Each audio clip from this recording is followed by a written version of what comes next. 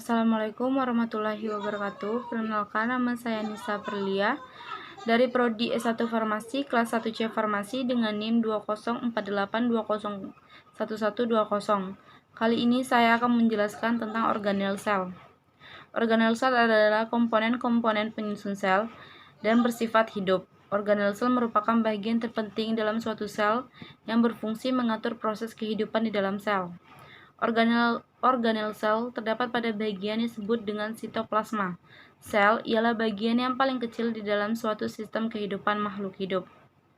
Organel sel ini pun juga terdiri atas beberapa bagian penyusun yang masing-masing memiliki fungsi yang berbeda-beda, namun tetap bekerja sebagai satu sistem yang mendukung proses kehidupan yang terjadi pada sebuah sel. Berikut ialah beberapa nama organel sel, yaitu retikulum endoplasma, ribosom, mitokondria, lisosom, badan Golgi, sentrosom, plastida, vakuola, mikrotubulus, dan mikrofilamen.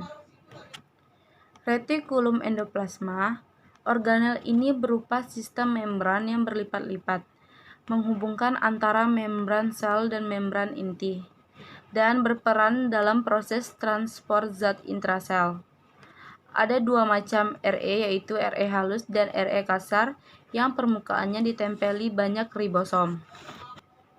Ribosom berfungsi sebagai tempat sintesis protein dan merupakan contoh organel yang tidak bermembran. Organel ini terutama disusun oleh asam ribonukleat dan terdapat bebas dalam sitoplasma maupun melekat pada RE. Mitokondria adalah organel berfungsi sebagai tempat respirasi aerob untuk menentukan ATP sebagai sumber energi sel. Organel yang hanya memiliki oleh sel aerob ini memiliki dua lapis membran. Lisosom berbentuk kantong-kantong kecil dan umumnya berisi enzim pencernaan atau hidrolisis yang berfungsi dalam peristiwa pencernaan intrasel.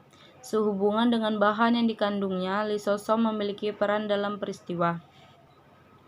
Badan Golgi, organel ini berbentuk seperti kantong pipi, berfungsi dalam proses sekresi lendir, glikoprotein, karbohidrat, lemak, atau enzim, serta berfungsi membentuk lisosom karena fungsinya dalam hal sekresi. Maka badan Golgi banyak ditemui pada sel-sel penyusun kelenjar. Kemudian sentrosom. Sentrosom merupakan organel yang disusun oleh dua sentriol. Sentriol berbentuk seperti tabung dan disusun oleh mikrotubulus yang terdiri atas 9 triplet terletak di dekat salah satu kutub inti sel. Sentriol ini berperan dalam proses pembelahan sel dengan membentuk benang spindle. Benang spindle inilah yang akan menarik kromosom menuju ke kutub sel yang berlawanan. Plastida merupakan organel yang umumnya berisi pigmen. Plastida yang berfungsi pigmen klorofil disebut dengan kloroplas, berfungsi sebagai organel utama penyelenggaraan proses fotosintesis. Kromoplas adalah plastida yang berisi pigmen selain klorofil, misalkan karoten, xanthofil,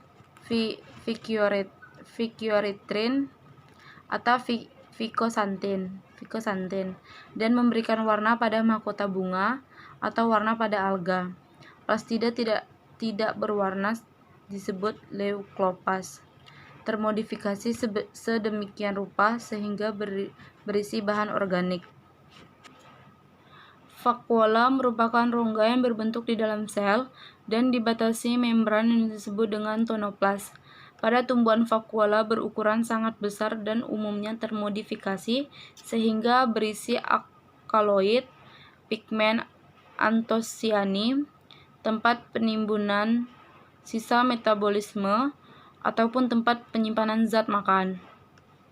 Yang terakhir, mikrotubulus dan mikrofilamen. Mikrotubulus berbentuk seperti benang silindris disusun oleh protein yang disebut dengan tubulin. Sifat mikrotubulus kaku sehingga diperkirakan berfungsi sebagai kerangka sel karena berfungsi melindungi dan memberi bentuk sel. Mikrotubulus juga berperan dalam pembentukan sentriol, silia, maupun flagela. Mikrofilamen mirip seperti mikrotubulus, tetapi diameternya lebih kecil. Bahan yang membentuk mikrofilamen adalah aktin dan miosin, seperti yang terdapat pada otot. Dari hasil penelitian diketahui ternyata mikrofilamen berperan dalam proses pergerakan sel, endositosis dan eksositosis. Gerakan amuba merupakan contoh peran dari mikrofilamen. Sekian dari saya. Wassalamualaikum warahmatullahi wabarakatuh.